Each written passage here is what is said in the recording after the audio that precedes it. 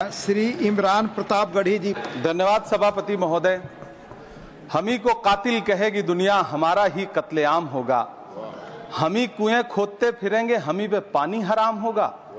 सभापति महोदय, सन 1947 में दिल्ली की जामा मस्जिद की तारीखी सीढ़ियों पर खड़े होकर के भारत रत्न मौलाना अबुल कलाम आजाद साहब ने कहा था कि मुसलमानों कहां जा रहे हो, ये है तुम्हारा मुल्क, यहां तुम्हारे आबाओ अजदाद की कब्रें हैं। उस वक्त मौलाना आजाद की ये सदाएं सुन करके लोगों ने अपने सरों की गठरियां उतार करके रख दी थीं। आज उसी दिल्ली में मौजूद देश की संसद में एक बिल आया है जो हमसे उसी जामा मस्जिद की सीढ़ियों के सबूत मांगेगा, जो उन्हीं सीढ़ियों के पास अपनी कब्र में सोए हुए मौलाना आजाद को फिर से कब्र से सदा देनी पड़ेगी कि ये जो कब्र है वो मेरी कब्र है, ये किसी सरकार की जागीर नहीं है। सभापति महोदय, मैं जहां खड़ा हूं इसी संसद भवन के सामने सड़क के उस पार अपनी कब्र में सोए हुए भारत के पूर्व राष्ट्रपति फखरुद्दीन अली अहमद की कब्र है। शायद अब उस कब्र से भी सदाएं आए कि ये कब्र मेरी कब्र है, ये सरकार की जागीर नहीं है। सभापति महोदय, मैं वक्फ कानूनों में किए जा रहे संविधान विरोधी बदलावों के खिलाफ बोलने के लिए खड़ा हुआ हूं। संविधान का आर्टिकल 14 हो, 29 हो, 30 हो, चीख चीख कर कहता है कि देश में सब बराबर के हकदार हैं। आर्टिकल 26 कहता है कि सबको अपने अपने मजहबी कामों के लिए मंदिर, मस्जिद, गिरजाघर, गुरुद्वारों का निर्माण करने का हक है और उसका रखरखाव का भी हक है। लेकिन डॉक्टर बाबा साहब अंबेडकर के संविधान को हर दिन कुचलने वाली ये सरकार देश के मुसलमानों से नफरत में इतनी अंधी हो गई है कि खुलेआम देश की संसद में देश सरकार के माइनॉरिटी मिनिस्टर साहब और होम मिनिस्टर साहब झूठ बोलते हैं और देश को गुमराह करते हैं, झूठ शब्द असत्य बोलते हैं। सरकार ने इस बिल का नाम उम्मीद रखा है।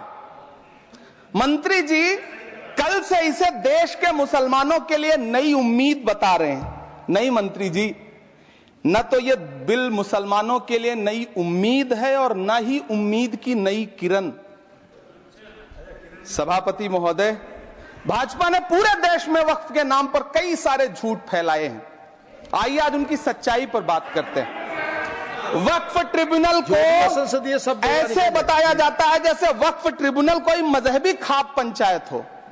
सभापति महोदय, जबकि सच्चाई यह है कि वक्फ ट्रिब्यूनल भी तो सरकारी न्यायिक विभाग है जिसमें सरकार द्वारा नियुक्त जज होते हैं, जिसमें प्रशासनिक अधिकारी होते हैं, कहीं ऊपर से थोड़ी आ गए। सभापति महोदय, देश के गृह मंत्री जी ने इसी सदन में कहा कि वक्फ ट्रिब्यूनल के फैसले के खिलाफ कोई कोर्ट नहीं जा सकता, जबकि सच यह है कि वक्फ एक्ट 1995 की धारा 83(9) के तहत हाई कोर्ट वक्फ ट्रिब्यूनल के फैसले की न सिर्फ समीक्षा कर सकता है बल्कि उसे बदल भी सकता है। सच तो यह है कि वक्फ बोर्ड खुद अपनी जमीनों के लिए कई सारी कोर्ट में मुकदमे लड़ रहा है। सभापति महोदय, दिल्ली की जिन 123 संपत्तियों को लेकर कल माइनॉरिटी मिनिस्टर, होम मिनिस्टर साहब और अभी आदरणीय नेता सदन बात कर रहे थे, आइए उनकी सच्चाइयों पे भी बात करते हैं। 1911 में जब अंग्रेजी हुकूमत ने कोलकाता के बजाय दिल्ली को राजधानी बनाने का फैसला किया तो रायसीना हिल्स के चारों तरफ जो मुसलमानों की ढेर सारी जमीनें थी उनको एक्वायर किया गया और लुटियन को इसकी तामीर की जिम्मेदारी सौंपी गई। सेंट्रल विस्टा की तरह लुटियन जोन का मेगा प्लान तैयार हुआ, लेकिन उस वक्त के मुसलमानों ने उस वक्त की अंग्रेजी हुकूमत से अपनी इबादत गाहों को बचाने के लिए लड़ाई लड़ी। मामला ब्रिटिश गवर्नमेंट तक पहुंचा। तब यह तय हुआ कि वो जो धार्मिक स्थल हैं उन्हें जस का तस रहने दिया जाएगा। इंडिया गेट के बगल वाली मस्जिद हो, जाप्तागंज, सुनहरी बाग मस्जिद हो, पार्लियामेंट रोड वाली मस्जिद हो, ऐसी 123 संपत्तियों के मैनेजमेंट के लिए 1913 में मुसलमान वक्फ वैलिडेशन एक्ट बना और उसके बाद एक नया शहर बसाया गया जिसे लुटियंस जोन का नाम दिया गया। फिर 1943-45 के बीच एक और समझौता हुआ। आजादी से पहले उसके तहत काफी सारी वक्फ जायदादों को सुन्नी मजलिस औकाफ बनाकर उसके अंडर किया गया ताकि उसकी देखरेख की जा सके। गृह मंत्री जी 2 दिन से सदन में जो बात कह रहे हैं वो दरअसल 123 संपत्तियां उसी सुन्नी मजलिस औकाफ के तहत आती है। सभापति महोदय, आजाद भारत आजाद हुआ। आजादी के बाद भारत में 1954 में वक्फ एक्ट लागू हुआ, जिसकी धारा 9 के तहत 1964 में केंद्रीय वक्फ काउंसिल का गठन हुआ। दिल्ली की वही 123 प्रॉपर्टीज को 1970 में सर्वे गजट करके गजट नोटिफाई किया गया। इसके निपटारे के लिए पूर्व प्रधानमंत्री इंदिरा जी के द्वारा 1974 में एक बर्नी कमेटी बनाई गई। बर्नी कमेटी ने 1976 में इन 123 संपत्तियों को दिल्ली वक्फ बोर्ड की संपत्ति होने की रिपोर्ट सौंपी। उस रिपोर्ट के आधार पर 1984 में कांग्रेस सरकार ने उन 123 प्रॉपर्टीज को दिल्ली वक्फ बोर्ड को सौंपने का फैसला किया, जिसके खिलाफ विश्व हिंदू परिषद कोर्ट गई। मामला 2011 तक पेंडिंग रहा। फिर 2011 में कोर्ट ने सरकार को आदेशित किया कि इसका निपटारा करो। तब 2013 में तत्कालीन यूपीए सरकार ने दिल्ली की उन्हीं 123 जायदादों को बर्नी कमेटी की सिफारिशों के मुताबिक वक्फ बोर्ड के हवाले किया। यही वो प्रॉपर्टीज हैं जिनके नाम से गृहमंत्री जी कल से कांग्रेस को कोस रहे हैं। फिर आई 2014 में भाजपा की सरकार, जो तब से इन जमीनों को हड़पने की साजिश कर रही है। जिस बिल को मुसलमानों के हुकूक की हिफाजत करने वाला बिल बताया जा रहा है, उसी को पेश करने के लिए और उस पर बात करने के लिए लोकसभा में भाजपा सरकार के पास एक भी मुस्लिम सांसद नहीं है। जिस वक्त, मैं लोकसभा कह रहा हूं, सुना करिए, जिस वक्फ बिल को मुस्लिम महिलाओं को हक दिलाने वाला बताया जा रहा है, उसे संसद में पेश करने वाली पार्टी के पास न तो राज्यसभा में, न लोकसभा में, न देश की किसी विधानसभा में एक भी मुस्लिम महिला सदस्य नहीं। कल किरण रिजिजू जी कह रहे थे कि रेलवे की जमीनें देश की जमीनें हैं, डिफेंस की जमीनें देश की जमीनें हैं। हां मंत्री जी, हैं, बिल्कुल हैं। ये जो वक्फ की जमीनें हैं, ये हमारे पुरखों ने धार्मिक कामों के लिए डोनेट किया है। तो हम भी तो इसी देश के नागरिक हैं, हम भी तो इसी देश के बेटे हैं। तो वक्फ की जमीनें भी तो इसी देश की जमीनें हैं, उनको पराया क्यों बोलते हैं आप? सभापति महोदय, अशफाकुल्लाह खान जब फैजाबाद की जेल में फांसी के फंदे पर झूल रहे थे, तो इसी देश की जमीन के लिए झूल रहे थे ना। सभापति महोदय, अंडमान की जेल में काला पानी की सजा काटकर अपनी जान देने वाले मौलाना फजले हक खैराबादी हो या शेर खान अफरीदी हो, वो भी तो इसी जमीन के लिए अपनी जान दे रहे थे ना। सभापति महोदय, पाकिस्तान के खिलाफ लड़ते हुए अपनी जान देने वाले महावीर चक्र विजेता ब्रिगेडियर उस्मान हो या पाकिस्तान के पैटर्न टैंक उड़ाने वाला परमवीर चक्र विजेता वीर अब्दुल हमीद हो, वो भी तो इसी जमीन के लिए अपनी जान दे रहा था ना। और मंत्री जी, मैं इस सदन में अलल ऐलान ये कहता हूं कि जब भी इस देश की जमीन को लहू की जरूरत होगी, आपसे 2 कदम आगे इमरान खड़ा मिलेगा। ये मैं आपसे यकीन दिलाते हुए कह रहा हूं। सभापति महोदय, मैं सरकार से कहना चाहता हूं, हमसे हमारी इबादत गाहें तो मत छीनिए ना, हमारे घरों पे बुलडोजर तो मत चलाइए ना, हमारी कब्रों में तो हमें सुकून से सोने दीजिए ना। सभापति महोदय, माइनॉरिटी मिनिस्ट्री का बजट कट करके, मुस्लिम बच्चों की स्कॉलरशिप बंद करके अब सरकार कह रही है कि हम वक्फ की आमदनी से गरीब मुसलमानों का भला करेंगे। गुजरात की बेटी बिल्किस के बलात्कारियों की रिहाई के बाद उन्हें माला पहनाने वाली लोगों के नेता ये कह रहे हैं कि यह बिल मुस्लिम महिलाओं को उनका हक दिलाएगा। धन्यवाद मोदी जी, क्या बढ़िया सौगातें मोदी दे रहे हैं आप। पहले हमें गुजराते मोदी दिया, आप सौगाते मोदी दे रहे हैं।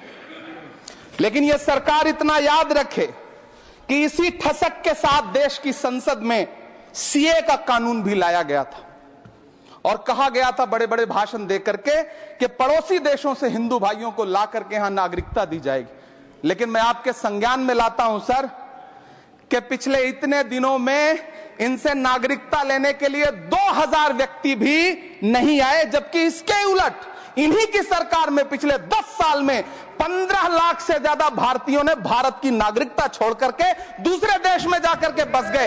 यह हुआ उस कानून का अंजाम। सभापति महोदय, इसी तरह की जिद के साथ किसानों के खिलाफ भी कानून लाए गए थे। जिस तरह आज वक्फ के फायदे गिनाए जा रहे हैं, उसी तरह से किसानों को भी कृषि कानूनों के फायदे गिनाए गए थे। लेकिन अंजाम क्या हुआ? 700 किसानों की शहादत लेने के बाद सरकार को अन्नदाता किसानों के सामने घुटने टेकने पड़े और कृषि कानून वापस लेने पड़े।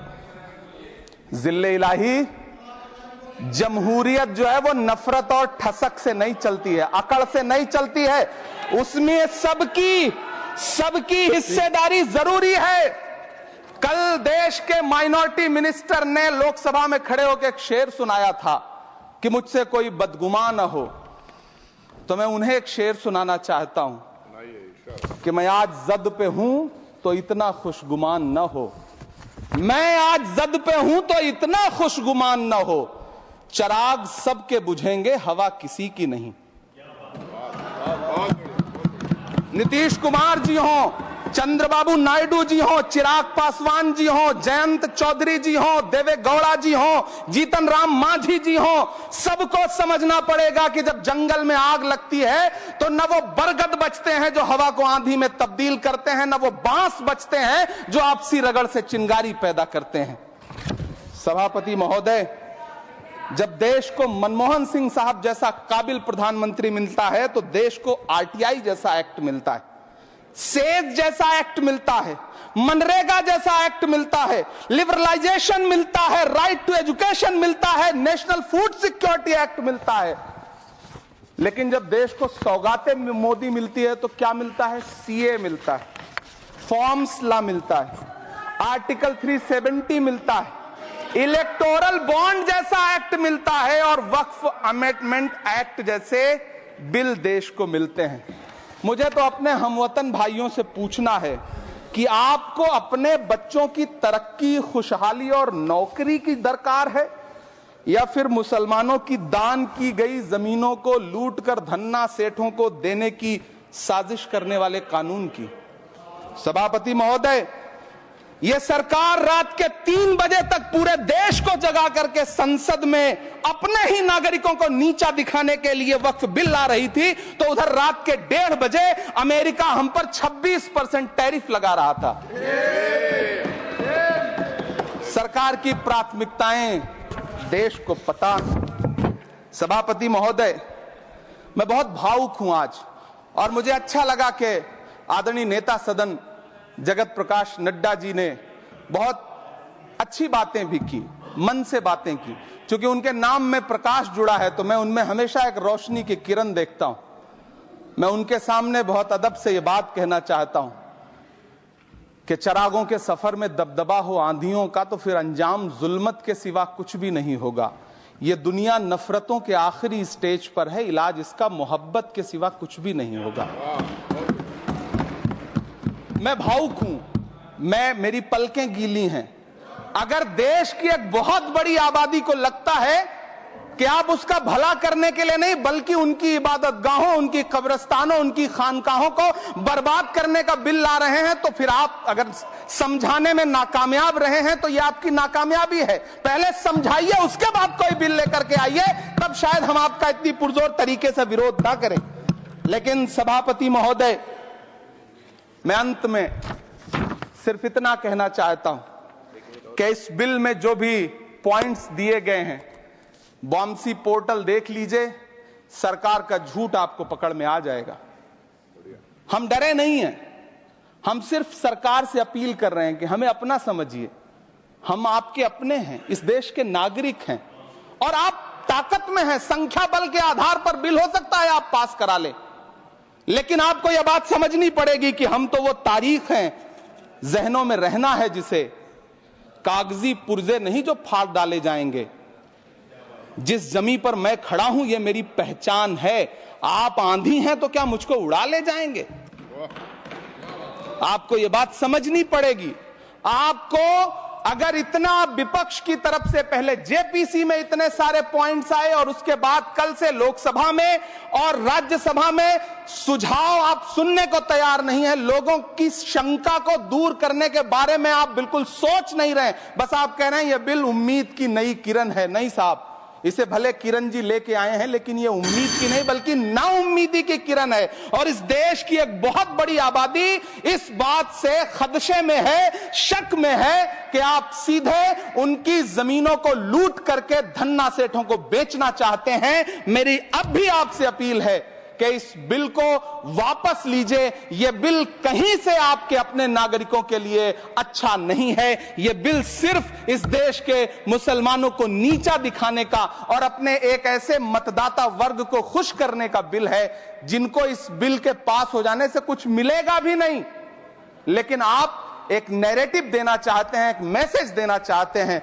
मेरी आपसे अपील है कि कृपया ये जो सबका साथ सबका विकास का नारा है, इस नारे को रत्ती भर तो चरित्रार्थ कर दीजिए। बहुत बहुत धन्यवाद।